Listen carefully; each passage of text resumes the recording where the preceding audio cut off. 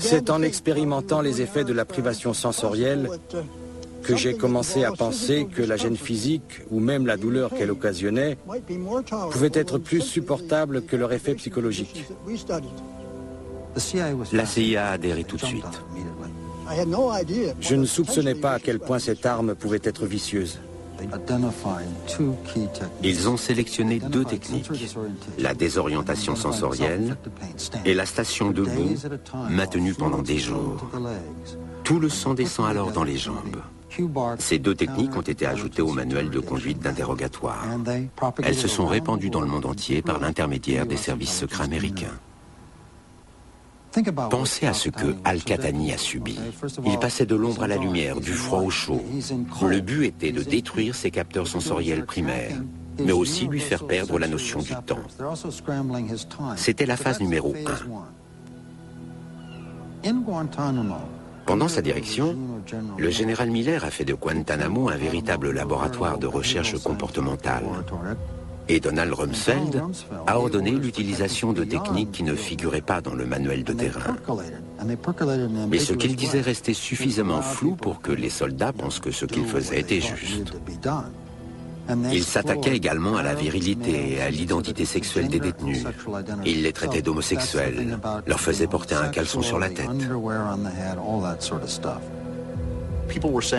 Les gens disaient que les Arabes étaient très sensibles aux humiliations sexuelles. Mais qui ne l'est pas? Personne ne veut se retrouver nu, forcé à se masturber avec une cagoule sur la tête. C'est n'importe quoi.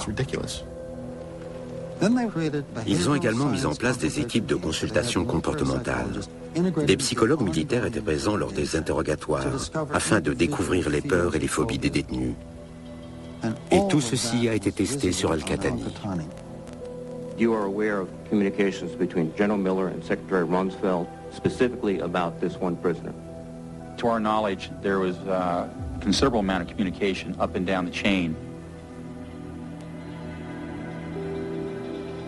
Le général Schmidt a déclaré qu'utiliser individuellement ces techniques ne relevait pas de la torture. La combinaison de plusieurs techniques, oui. The cumulative effect of simultaneous applications of numerous authorized techniques had abusive and degrading impact on the detainee. Il a conseillé au général Miller d'être discipliné, mais a maintenu que ce n'était pas de la torture. We made a distinction between what torture and inhumane treatment would be given the general guidelines and then what might be abusive and degrading. Something might be degrading but not necessarily torture, and it may not be inhumane. It may be humiliating, but it may not be torture. No torture, no physical pain, injury. There was a safe, secure environment the entire time. C'est tout le génie de la CIA. La torture psychologique dépend de comment on la définit. C'est un appel à la dérive. That sounds remarkably similar to what occurred at Abu Ghraib. People being led around in chains, people being forced to wear lingerie. Perhaps a coincidence, perhaps not. Les photos d'Abu Ghraib montrent bien que les techniques sont les mêmes. D'abord, les humiliations sexuelles avec le port de vêtements féminins, l'obligation de se masturber. Le but est de toucher leur sensibilité culturelle, puis les enchaîner plus ou moins courts, parfois à l'envers. C'est ce qu'on appelle les positions de stress.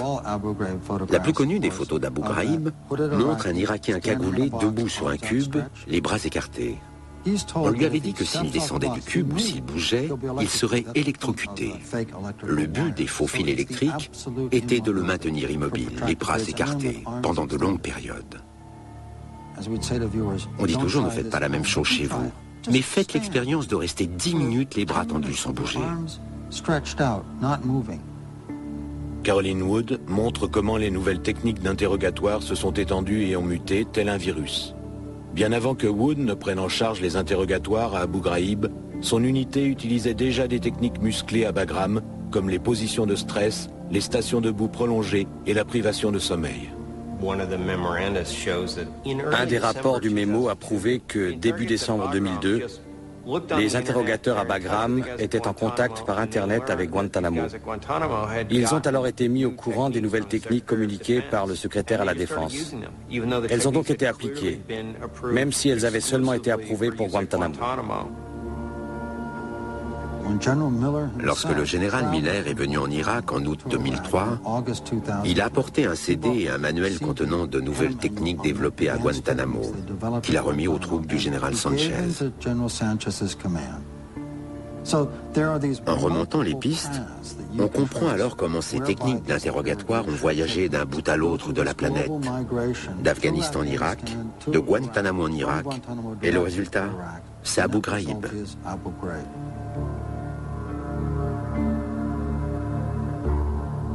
Avant même la publication des abus commis à Abu Ghraib, les fonctionnaires gouvernementaux se sont discrètement penchés sur eux. Le département de la justice a reçu des courriels du FBI en mission à Guantanamo leur disant « Vous n'imaginez pas ce qui se passe ici. En tant qu'agent du FBI, on doit se désolidariser de ce qui se passe à Guantanamo. » Ce courriel dit que le département de la Défense reçoit l'ordre du secrétaire à la Défense. Du secrétaire à la Défense d'appliquer des techniques que le FBI considère comme très offensantes et dangereuses.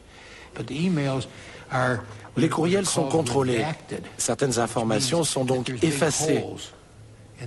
Certains courriels sont même entièrement censurés. On ne saura donc jamais ce qu'ils contenaient. Et c'est pareil pour bon nombre de documents ici. Tout y a été effacé. Ils ne contiennent plus rien.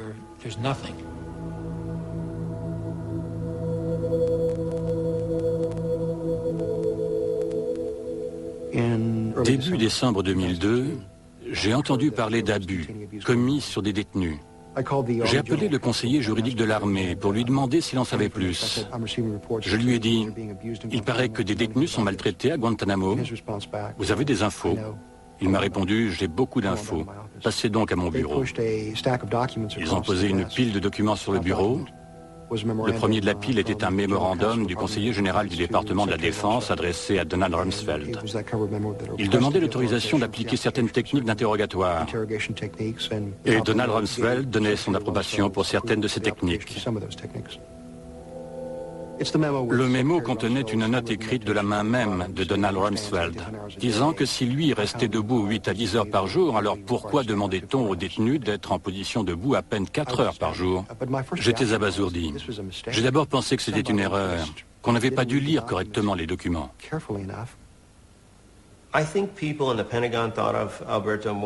Je pense qu'au Pentagone, on percevait Alberto Mora comme un républicain et un politicien loyal. Jamais on ne l'aurait taxé d'agitateur ou de quelqu'un de gauche. Il disait vouloir éclaircir ces histoires. Il espérait que les personnes au pouvoir le remercieraient simplement de les avoir mis au courant. I wanted to ask you about a memo that was written by Alberto Mora. Do you recall in this memo that you wrote a little notation at the bottom about standing more than 4 hours because you stand at your desk? I do. This attorney argued that that could be interpreted by some as a wink and a nod that it would be okay to go beyond the techniques that were prescribed in the memo. It did. There's no wink and a nod about anything. There was one provision in there that they would have people stand for several hours, and it was a semi-humorous remark that a person in his 70s stands all day long. I just mused that, and maybe it shouldn't have gone out, but it did, and I wrote it. And life goes on. But his point was that you should have gotten much better advice from your legal staff. I heard your question the first time. J'étais vraiment inquiet de voir à quel point ces techniques pouvaient se transformer en réelle torture. Il faut permettre certaines techniques d'interrogatoire, mais il faut aussi imposer des limites pour qu'il n'y ait pas de dérapage. La privation de lumière peut signifier placer le détenu dans une pièce sombre pendant 15 minutes, ou bien pendant 1, 2 ou 3 mois jusqu'à le rendre aveugle. De quoi un détenu a-t-il peur? Des serpents, des chauves-souris, des rats, d'être enfermé dans un cercueil? Seule l'imagination a des limites. Chacune de ces techniques peut déjà se transformer en torture. Si on les combine, n'en parlons même pas. Faire subir ces techniques à quelqu'un pendant 6 ou 8 jours, ce qui, selon moi, est le seuil de tolérance maximum, peut avoir de très graves conséquences. Pour sa santé mentale. Oui, c'est ça.